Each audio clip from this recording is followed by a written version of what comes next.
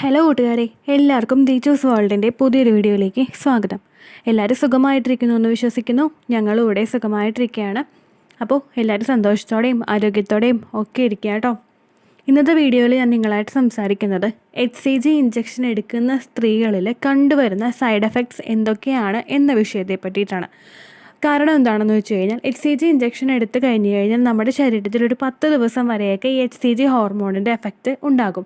പലരുമൊക്കെ അപ്പോൾ ഓവുലേഷൻ കഴിഞ്ഞ് കഴിഞ്ഞാൽ പെട്ടെന്ന് ഈ സിംറ്റംസ് ഒക്കെ നമുക്ക് ശരീരത്തിലുണ്ടെങ്കിൽ നമ്മൾ ഗർഭിണിയായി എന്ന് വിചാരിക്കുന്ന ഒരുപാട് പേരുണ്ട്.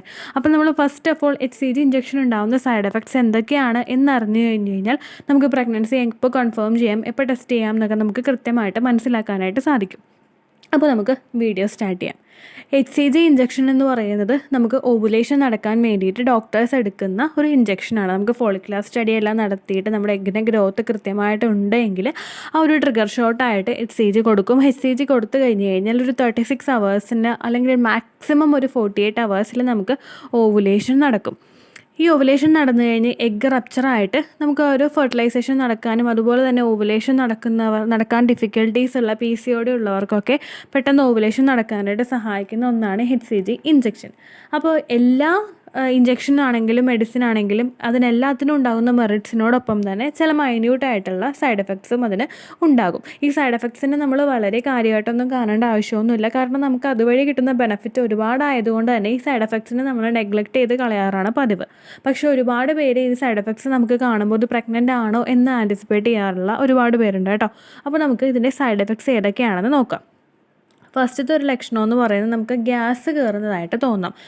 നമുക്ക് HCG ഇഞ്ചക്ഷൻ എടുത്തു കഴിഞ്ഞ് കഴിഞ്ഞാൽ നമുക്ക് ഗ്യാസ് വന്ന് തിങ്ങുന്നതായിട്ട്, നമ്മുടെ വയറിൽ ഗ്യാസ് വന്ന് തിങ്ങുന്നതോ അല്ലെങ്കിൽ ഫ്രീക്വൻ്റ് ആയിട്ട് നമുക്ക് ഗ്യാസ് ഇങ്ങനെ ബർപ്പ് ചെയ്ത് നമുക്ക് പോകുന്നതായിട്ടോ തോന്നാം. ഇത് HCG ഇഞ്ചക്ഷൻ എടുക്കുമ്പോൾ നമുക്ക് ഉണ്ടാകുന്ന ഒരു സൈഡ് എഫക്ട്സ് ആണ്.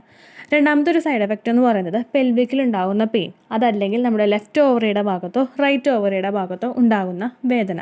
ഇത് ചിലപ്പോൾ നമുക്ക് ആ ഒരു അണ്ടം പുറത്തേക്ക് വരുന്നതിൻ്റെ ഭാഗമായിട്ടും ഈ ഒരു പെയിൻ നമുക്ക് ഉണ്ടാകാം. പക്ഷേ എനിവേ നമ്മുടെ HCG ഇഞ്ചക്ഷൻ എടുക്കുന്നവരിലും ഇത്തരത്തിലുള്ള സൈഡ് എഫക്ട്സ് ഉണ്ടാവാനായിട്ടുള്ള സാധ്യത കൂടുതലാണ്.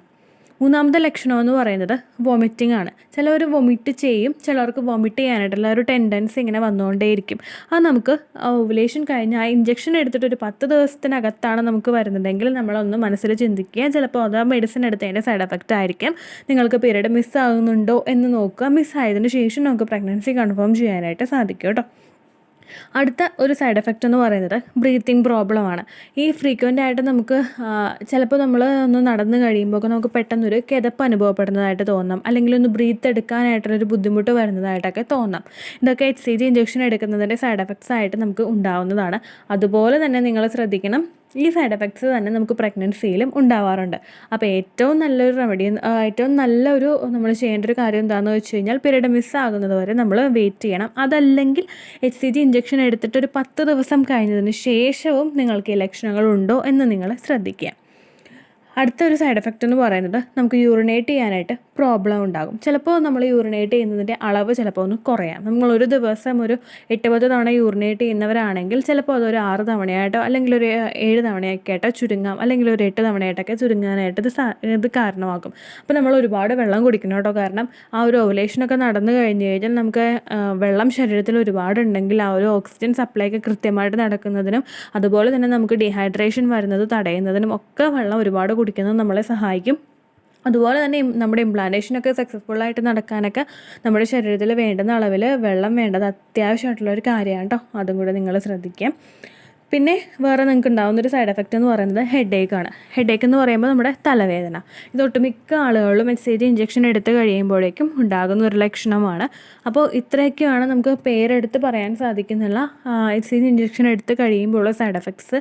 നമുക്ക് ഈ സൈഡ് എഫക്ട്സ് ഉണ്ടെങ്കിൽ കൂടി തന്നെയും ആ HCG ഇഞ്ചക്ഷൻ എടുത്ത് കഴിയുമ്പോൾ നമുക്ക് കിട്ടുന്ന മെറിറ്റ്സ് വളരെയധികം കൂടുതലാണ് അല്ലേ. നമ്മുടെ ഓവുലേഷൻ നടക്കാനായിട്ടൊക്കെ ഇത് സഹായിക്കും. അതുപോലെ തന്നെ നമ്മളിപ്പോൾ ഒരുപാട് നാളായിട്ടൊക്കെ റപ്ചർ ആകാണ്ടിരുന്ന എഗ്ഗൊക്കെ നമുക്ക് റപ്ചർ ആക്കാനൊക്കെ ചിലവരുടെ കേസിലൊക്കെ ഇത് സഹായിക്കുന്നുണ്ട്. അപ്പോൾ അതുപോലെ തന്നെ ഓവുലേഷൻ കൃത്യമായിട്ട് നടക്കാത്തവരിലൊക്കെ ഓവുലേഷൻ നടക്കാനൊക്കെ ഇത് സഹായിക്കും. അപ്പോൾ നിങ്ങൾ ഈ സൈഡ് എഫക്ട്സ് ഓർത്തിട്ട് വിഷമിക്കേണ്ട. ഇതെല്ലാം എല്ലാവർക്കും ഉണ്ടാകുന്ന തരത്തിലുള്ള മൈന്യൂട്ടായിട്ടുള്ള സൈഡ് എഫക്ട്സ് ആണ്.